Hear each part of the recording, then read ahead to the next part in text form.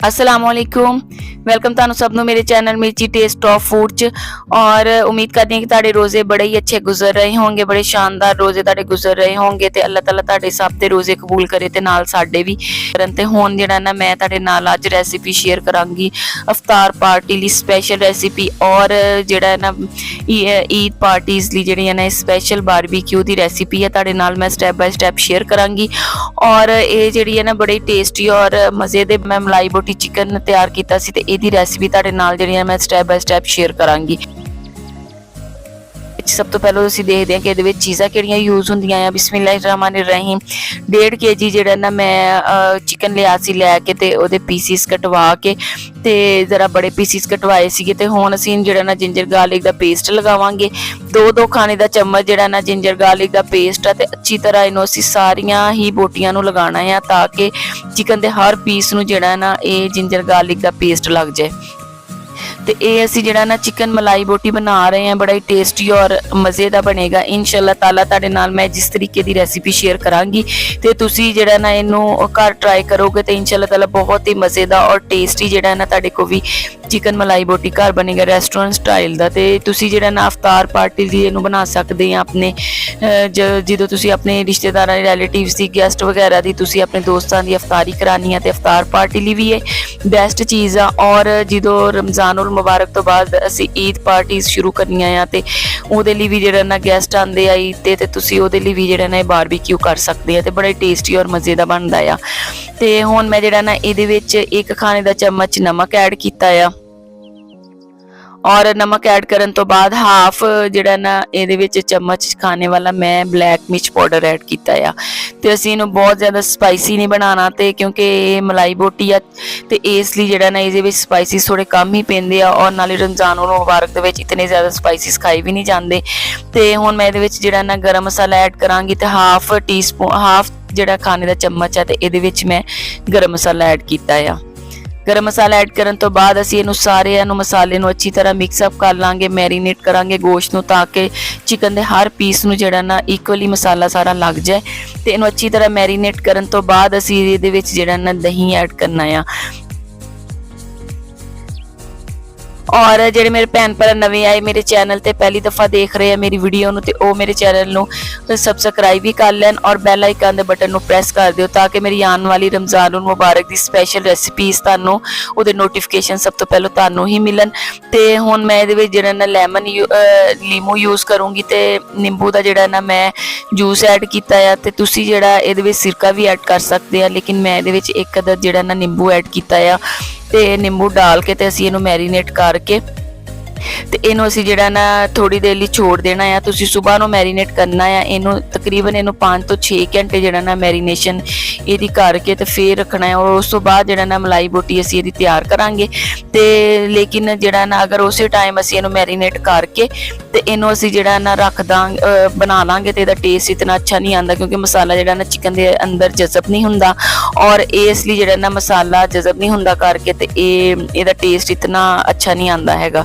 ते अगर तुसीं चाहुंदे हो कि तुहाडे ना जिहड़ा चिकन मलाई बोटी बनाओ तो इहदे विच रेस्टोरेंट स्टाइल दा टेस्ट आए तो तुसीं इहनूं मैरीनेट करके ओवरनाइटली रखना है। तो हुण मैं इहदे विच जिहड़ा ना हाफ प्याली मैं क्रीम यूज़ कीती और हाफ प्याली दही डाल के इहनूं मैरीनेट करके ते मैं इहनूं जिहड़ा ना ओवरनाइटली फ्रिज दे विच रख दित्ता सीगा ते बाहर नहीं रखना ते क्योंकि हुण जिहड़ा मौसम थोड़ा चेंज हो गया है तो चिकन खराब होने का डर है इसलिए जिहड़ा इहनूं तुसीं फ्रिज दे विच रख देना है ओवरनाइटली या इहनूं कम अज़ कम अगर टाइम कम आ तो सुबह नूं मैरीनेट करके ते शाम नूं तुसीं बना लो तो उस टाइम जिहड़ा ना उस टाइम मैरीनेट करके ना बनाओ क्योंकि इहदा टेस्ट जिहड़ा इतना अच्छा नहीं आता।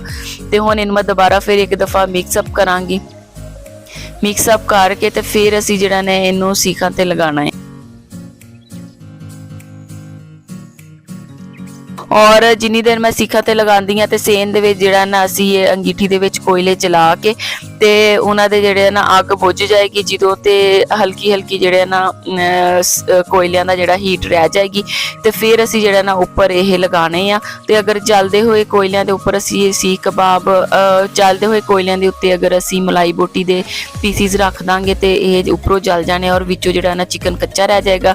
इसलिए मैं जिहड़ा ना इहनूं कोयलियां नूं जला के ਔਰ ਜਦੋਂ ਇਹਦੀ ਅੱਗ ਇਹਨਾਂ ਦੀ ਕੋਇਲਿਆਂ ਦੀ ਖਤਮ ਹੋ ਗਈ ਆ, ਕਿਉਂਕਿ ਬਾਜ਼ਾਰੀ ਕੋਇਲੇ ਆ ਥੋੜੇ ਤੇਜ਼ ਹੀ ਹੁੰਦੇ ਆ, ਇਹਨਾਂ ਦੀ ਹੀਟ ਥੋੜੀ ਜ਼ਿਆਦਾ ਹੁੰਦੀ ਆ, ਇਸ ਦੀ ਜਦੋਂ ਥੋੜੀ ਕਮ ਹੀਟ ਹੋ ਗਈ ਹੈ ਤਾਂ ਫਿਰ ਅਸੀਂ ਇਹਦੇ ਉੱਤੇ ਰੱਖਣੇ ਆ। ਤੇ ਮੈਂ ਇੱਕ ਹੀ ਦਫਾ 'ਚ ਜਿਹੜੇ ਆ ਨਾ ਸਾਰੇ ਸਲਾਖਾਂ ਦੇ ਉੱਤੇ ਜਿਹੜੀਆਂ ਸੀਖਾਂ ਆ ਤੇ ਉਹਨਾਂ ਦੇ ਉੱਤੇ ਮੈਂ ਚਿਕਨ ਲਗਾ ਲਿਆ ਸੀ, ਲਗਾ ਕੇ ਇਸ ਤਰੀਕੇ ਦੇ ਨਾਲ ਜਿਸ ਤਰ੍ਹਾਂ ਮੈਂ ਤੁਹਾਨੂੰ ਦਿਖਾ ਰਹੀ ਹਾਂ ਕਿ ਹੁਣ ਮੈਂ ਲਗਾ ਕੇ ਇਹਨਾਂ ਨੂੰ ਤੇ ਅਸੀਂ ਜਿਹੜਾ ਨਾ ਇਹਨਾਂ ਨੂੰ ਕੋਇਲਿਆਂ ਤੇ ਰੱਖਾਂਗੇ। ਤੇ ਕੋਇਲੇ ਜਿਹੜੇ ਆ ਨਾ ਉਹਨਾਂ ਦੀ ਅੱਗ ਬੁਝ ਗਈ ਆ, ਕੋਇਲੇ ਬਣ ਗਏ ਆ, ਤਿਆਰ ਹੋ ਗਏ ਆ। ਤੇ ਹੁਣ ਮੈਂ ਜਿਹੜਾ ਨਾ ਜਿਸ ਤਰ੍ਹਾਂ ਤੁਸੀਂ ਦੇਖ ਰਹੇ ਆ ਕਿ ਕੋਇਲੇ ਬਣ ਕੇ ਤਿਆਰ ਹੋ ਗਏ ਤੇ ਮੈਂ ਹੁਣ ਇਹਨਾਂ ਦੇ ਉੱਤੇ ਜਿਹੜਾ ਨਾ ਸੀਖਾਂ ਰੱਖ ਦਾਂਗੀ। ਤੇ ਇਨਸ਼ਾਅੱਲਾ ਤਾਲਾ ਇਹ ਬੜੀ ਟੇਸਟੀ ਔਰ ਮਜ਼ੇ ਦੀ ਬਣੇਗੀ। ਤੁਸੀਂ ਘਰ ਜ਼ਰੂਰ ਟਰਾਈ ਕਰਿਓ ਤੇ ਮੈਨੂੰ ਫੀਡਬੈਕ ਦਿਓ, ਮੇਰੇ ਕਮੈਂਟ ਬਾਕਸ ਵਿੱਚ ਕਮੈਂਟ ਕਰਕੇ ਦੱਸਿਓ ਕਿ ਤੁਹਾਨੂੰ ਇਹ ਮਲਾਈ ਬੋਟੀ ਦੀ ਰੈਸਿਪੀ ਜਿਹੜੀ ਹੈ ਨਾ ਮੇਰੀ ਕਿਸ ਤਰ੍ਹਾਂ ਦੀ ਲੱਗੀ ਹੈ। ਔਰ ਅਗਰ ਤੁਹਾਨੂੰ ਇਹ ਪਸੰਦ ਆਏ ਤੇ ਇਹਨੂੰ ਜਿਹੜਾ ਨਾ ਤੁਸੀਂ ਮੇਰੀ ਵੀਡੀਓ ਨੂੰ ਲਾਈਕ ਵੀ ਕਰ ਦੇਣਾ ਔਰ ਆਪਣੀ ਬਾਕੀ ਭੈਣਾਂ ਨਾਲ ਜਿਹੜੀ ਹੈ ਨਾ ਇਹਦੀ ਮਲਾਈ ਬੋਟੀ ਸਪੈਸ਼ਲ ਜਿਹੜੀ ਆ ਮਲਾਈ ਬੋਟੀ ਦੀ ਰੈਸਿਪੀ ਤੁਸੀਂ ਜਿਹੜਾ ਨਾ ਸ਼ੇਅਰ ਜ਼ਰੂਰ ਕਰਨਾ। ਤੇ ਹੁਣ ਜਿਹੜਾ ਨਾ ਹੈਂਡ ਫੈਨ ਦੇ ਨਾਲ ਅਸੀਂ ਹਲਕੀ ਹਲਕੀ ਹਵਾ ਦੇਈ ਜਾਵਾਂਗੇ ਕੋਇਲਿਆਂ ਨੂੰ, ਤਾਂ ਕਿ ਕੋਇਲੇ ਜਿਹੜੇ ਹਨ ਉਹ ਬੰਦ ਨਾ ਹੋ ਜਾਣ, ਬੁਝ ਨਾ ਜਾਣ। ਤੇ ਜਿਸ ਤਰ੍ਹਾਂ ਤੁਸੀਂ ਦੇਖ ਸਕਦੇ ਹੋ ਕਿ ਇਹਦਾ ਕਲਰ ਬਰਾਊਨ ਆਉਣ ਲੱਗ ਗਿਆ ਆ। ਔਰ ਨਾਲ ਜਿਹੜਾ ਨਾ ਮੈਂ ਇਹਨਾਂ ਦੀ ਸਾਈਡਾਂ ਚੇਂਜ ਕਰਦੀ ਰਹੂੰਗੀ। ਤੇ ਅਗਰ ਅਸੀਂ ਜਿਹੜਾ ਨਾ ਇੱਕ ਸਾਈਡ ਤੇ ਰੱਖਾਂਗੇ ਤੇ ਦੂਸਰੀ ਸਾਈਡ ਜਿਹੜੀ ਕੱਚੀ ਰਹਿ ਜਾਏਗੀ ਔਰ ਇੱਕ ਸਾਈਡ ਜਲ ਜਾਏਗੀ। ਇਸ ਲਈ ਤੁਸੀਂ ਇਹਦੀ ਜਿਹੜੀਆਂ ਨਾ ਥੋੜੇ ਟਾਈਮ ਬਾਅਦ ਸਾਈਡਾਂ ਜਿਹੜੀਆਂ ਨਾ ਚੇਂਜ ਕਰਦੇ ਰਹਿਣਾ ਆ। ਤੇ ਹੁਣ ਜਦ ਤੁਸੀਂ ਦੇਖ ਰਹੇ ਆ ਕਿ ਬਿਲਕੁਲ ਪੱਕ ਕੇ ਤਿਆਰ ਹੋ ਗਿਆ ਹੈ ਗੋਸ਼ਤ, ਤੇ ਇਸ ਪੁਆਇੰਟ ਤੇ ਅਸੀਂ ਇਹਦੇ ਉੱਤੇ ਜਿਹੜਾ ਨਾ ਆਇਲ ਲਗਾ ਦੇਣਾ ਆ। ਤੇ ਤੁਸੀਂ ਆਇਲ ਵੀ ਲਗਾ ਸਕਦੇ ਆ, ਲੇਕਿਨ ਅਗਰ ਤੁਸੀਂ ਇਹਦੇ ਉੱਤੇ ਘੀ ਲਗਾਓਗੇ ਤੇ ਉਹਦਾ ਟੇਸਟ ਜ਼ਿਆਦਾ ਅੱਛਾ ਆਉਂਦਾ ਆ ਆਇਲ ਨਾਲੋਂ। ਤੇ ਹੁਣ ਜਿਹੜਾ ਨਾ ਮੈਂ ਘੀ ਸੀਗਾ ਮੈਲਟ ਕੀਤਾ ਹੋਇਆ ਤੇ ਇਹ ਮੈਂ ਸਾਰੀਆਂ ਸਾਈਡਾਂ ਤੇ ਜਿਹੜਾ ਨਾ ਸਾਈਡਾਂ ਪਲਟ ਕੇ ਤੇ ਹਰ ਸਾਈਡ ਤੇ ਇਹਦੇ ਮੈਂ ਮਲਾਈ ਬੋਟੀ ਦੇ ਜਿਹੜਾ ਨਾ ਮੈਂ ਲਗਾ ਦਾਂਗੀ ਘੇ ਲਗਾ ਕੇ। ਤੇ ਅਸੀਂ ਇਹਨੂੰ ਬਸ ਥੋੜੀ ਦੇਰ ਹੀ ਰੱਖਣਾ ਆ ਤੇ ਤਾਂ ਕਿ ਜਿਹੜਾ ਇਹਦੇ ਵਿੱਚ ਘੇ ਜਦੋਂ ਨੀਚੇ ਕੋਇਲਿਆਂ ਤੇ ਡਿੱਗਦਾ ਹੈ ਤੇ ਉਹਦਾ ਜਿਹੜਾ ਧੂਆਂ ਹੁੰਦਾ ਆ ਤੇ ਉਹਦੇ ਨਾਲ ਸਮੋਕੀ ਜਿਹਾ ਟੇਸਟ ਆ ਜਾਂਦਾ ਹੈ, ਬੜਾ ਹੀ ਅੱਛਾ ਔਰ ਮਜ਼ੇ ਦਾ ਟੇਸਟ ਆਉਂਦਾ ਆ।